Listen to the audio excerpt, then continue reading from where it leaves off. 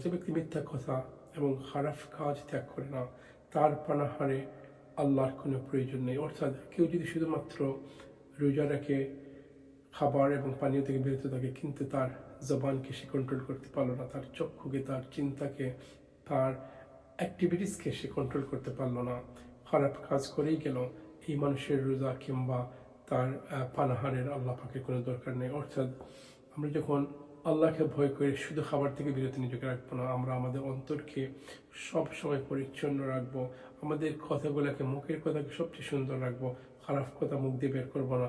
Not only in রমাদান, সবসময় আমরা এই তাকওয়ার প্র্যাকটিসটা করতে হবে। আমাদের জিহ্বা দিয়ে এমন খারাপ হারাম কোনো কিছু চাটবো না, দেখবো না।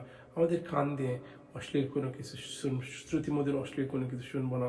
সব অবস্থায় অন্তরে খোদাভীতি, আল্লাহভীতি থাকার নামই হচ্ছে তাকওয়া। আমরা যদি নবীদের জিন্দেগির দিকে তাকাই, জীবনের দিকে থাকি, প্রত্যেক নবীদের জীবনের আসল শক্তি ছিল তাকওয়ার বৈশিষ্ট্য। উদাহরণ হিসেবে আমরা নবী ইউসুফ আলাইহিসসালামের জীবনে দেখতে পাই, সব অবস্থায় তিনি তাকওয়ার এক অনন্য দৃষ্টান্ত ছিলেন। তিনি যখন বড় হয়ে উঠছিলেন, চতুর্দিকে তার খারাপের দিকে অশ্লীলতার হাতছানি ছিল, অশ্লীলতার জয় জয়কার ছিল। তিনি যদি চাইতেন সেই পাপিষ্ঠতার দিকে ধাবিত হতে পারতেন।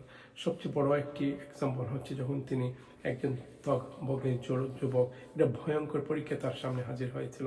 একটি বদ্ধ ঘর, দরজা বন্ধ, তাকে পরিবেশ বাধ্য করেছিল খারাপের দিকে চলে যেতে।